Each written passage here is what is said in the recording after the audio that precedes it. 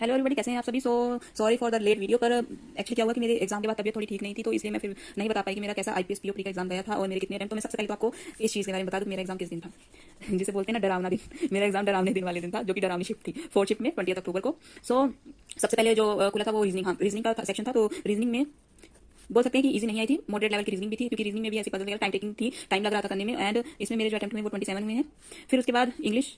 English का बोल सकते हैं कि चलो ठीक थी, इंग्लिश ठीक ठाक ही आई थी। एंड लेकिन उसका जो आरसी थी वो थोड़ी इन्फ्लुएंस बेस्ड थी, कि उसमें थोड़ा सा दिमाग लगाना पड़ रहा था आंसर करने के टाइम पे। तो इंग्लिश में मेरे जो अटेम्प्ट हुए वो 24 हुए हैं एंड 27 रीजनिंग में और भी अटेम्प्ट हो सकते हैं, लेकिन एक पजल में थोड़ा सा फंस गई थी।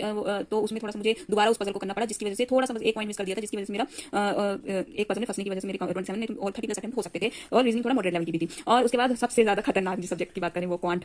इसने तो सच में रुला दिया। ऐसे लग रहा था कि अब क्या होगा, शायद है मुझे मुझे उस टाइम पे ये फीलिंग नहीं आ रही थी। मुझे इस टाइम पे ये फीलिंग आ रही थी कि मुझसे ही नहीं हो पाया। सच बताऊं तो मुझे लग रहा था कि ये क्वांट मतलब क्या इतने कि मुझे जो कि सबसे इजीएस्ट पार्ट होता है अप्रोक्सीमेशन वगैरह और नंबर सीरीज वगैरह, उसमें रोना ऐसा लग रहा था कि रोना आ रहा है, क्या होगा, क्या कितने इतने कम अटेम्प्ट मतलब जा रहे थे, वो हो ही नहीं रहा था। आधे तो मेरे 10 मिनट मुझे रॉन्ग नंबर सीरीज को करने में ही लग गए, क्योंकि उसमें आपने अगर नोटिस किया होगा तो उसमें स्क्रॉल करना भी था आगे राइट में, मतलब और भी सीरीज के नंबर लिखे हुए थे जिसको स्क्रॉल करना था। तो ऐसे आया था। तो अगर किसी ने ध्यान दे दिया है, क्योंकि उसमें तो अच्छी बात है, जिसने ध्यान नहीं दिया तो उसके लिए गड़बड़ की बात हो सकती है।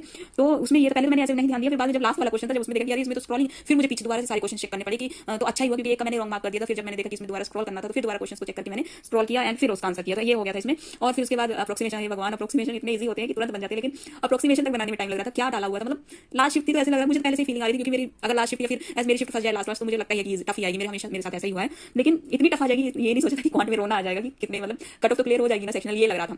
लेकिन जब बाहर आई तो देखा कि यार ये तो सबका ही मतलब ऐसा गया, किसी का 14 प्लस तो मुझे लगता है बहुत कम लोगों का ही हुआ होगा। कुछ होंगे 100 में से होंगे 5-6% जिनका 10 मतलब 14-15 प्लस हुए होंगे, बाकी तो सबके ही क्वांट में यही 8 to 15 तक ऐसे ही अटेम्प्ट गए हैं। तब जाके मन को तसल्ली हुई कि अच्छा सभी का ही ऐसे गया है अटेम्प्ट। तो फिर मैं आपका अपना अटेम्प्ट बता दूं कितना हुआ है।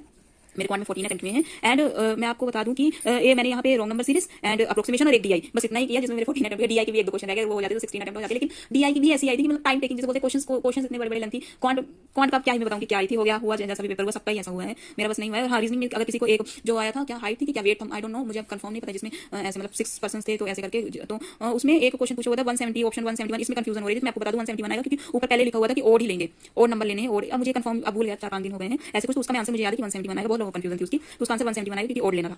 और हाँ, हाँ बस यही है। और क्वांट में तो चलो, क्वांट का तो मैं कुछ नहीं बोल सकती। क्वांट में मैंने रॉन्ग नंबर सीरीज अप्रोक्सीमेशन और डीआई की है, और एक डीआई की थी। बाकी एक तो मैंने मुझे इतना जो बोलते हैं ना कि ऐसे टाइम भी ये तो मैंने बहुत कम टाइम लग गया था, फिर भी चलो 14 अटेम्प्ट हो गए थे। मुझे लग रहा था कि क्या होगा इस बार, मतलब क्वांट में मुझे लग रहा था कि सेक्शनल गई, सेक्शनल नहीं होने वाली है, पर चलो हो ही गया जो जैसा गया। तो ओवरऑल अटेम्प्ट मैं अपने बता दूं, ओवरऑल मेरे हुए हैं 65 अटेम्प्ट।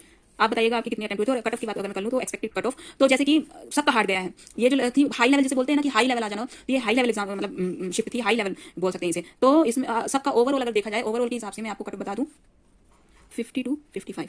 इतने से ज्यादा ना इतने से कम कट ऑफ नहीं जाएगी। इतनी तो कट ऑफ 55 तक तो cut off maximum cut off 55 minimum 50, इतने के बीच में ही कट ऑफ रहेगी। क्योंकि लेवल के हिसाब से अगर मैं बता दूं, जो लेवल था इतना भी नहीं कर सकते कि किसी की टफ शिफ्ट आई थी तो बहुत ज्यादा नंबर बढ़ा देंगे, इतना भी नहीं करेंगे किसी की इजी शिफ्ट आई थी तो बहुत ज्यादा नंबर घटा देंगे। लेकिन हाँ, ये जरूर होगा कि कट ऑफ में ऊपर नीचे कर सकते हैं, क्योंकि इस शिफ्ट में अब बस इतना ही मुझे डर लग रहा है कि लास्ट शिफ्ट क्या पता कितने बच्चों ने एग्जाम ये इस शिफ्ट में दिया, कितना नहीं क्या कंसीडर करते हैं, उसी का है थोड़ा सा डर लग रहा है। बाकी रही बात सेक्शनल, तो इसकी सेक्शनल बहुत कम जाएगी, इसकी टेंशन मत लीजिए आप सभी। इसकी सेक्शनल कम ही जाएगी, देख लेना चाहिए 2-3 नंबर से ज्यादा नहीं जाएगी इसकी सेक्शनल, क्योंकि बहुत ही हार्ड लेवल से किसी का नहीं ज्यादा अटेम्प्ट हुआ है। एंड रही बात इनकी, तो इनमें अगर किसी ने अच्छा कर लिया तभी सही गया एग्जाम। बाकी क्वांट से तो उम्मीद छोड़ दीजिए, क्वांट की सेक्शन भी और क्वांट में नंबर चलो सभी के ऐसे आने हैं, तो 50 to 55 जाएगी। अब जिसके इसके अंदर आ रहे हैं, इसके मतलब अगर किसी के 55 से ऊपर नंबर आ रहे हैं, लग रहा है किसी ऊपर आएंगे, और किसी के इसके भी अंदर अगर नंबर मतलब अटेम्प्ट किए हैं किसी ने, तो आपको मेंस की, मेरे हिसाब से आपको मेंस की प्रिपरेशन करनी चाहिए। बाकी कितनी कट ऑफ जाएगी, कितना क्या होगा, इसके बारे में नहीं सोचना चाहिए। मेन जो प्रिपरेशन है वो मेंस है, तो मेंस की प्रिपरेशन, क्योंकि जब रिजल्ट आएगा, रिजल्ट का आईपीएस का भरोसा नहीं है कि कहीं 8 दिन पहले देगा कि 10 दिन पहले मेंस के दे देगा, 15 दिन पहले, उसका कोई भरोसा नहीं। तो ये फिर उतने में तो मेंस की तैयारी होने से रही, तो अभी से स्टार्ट कर दीजिए मेंस की तैयारी। और मेरी भी तबीयत अभी तक ठीक नहीं थी, मैं एक्चुअली ट्रैवल करके मुझे जाना पड़ा एग्जाम देने, जिसकी वजह से मेरी तबीयत थोड़ी खराब हो गई थी। तो अब जो है मैं थोड़ा ठीक फील कर रही हूँ, तो आज से मैं अपनी प्रिपरेशन स्टार्ट कर रही हूँ मेंस की, आईपीएस और एसबीआई क्लर्क की भी प्री की मैं 1-2 मॉक देती रहूंगी, क्योंकि किसी भी दिन इसका नोटिफिकेशन आ सकता है। So thank you.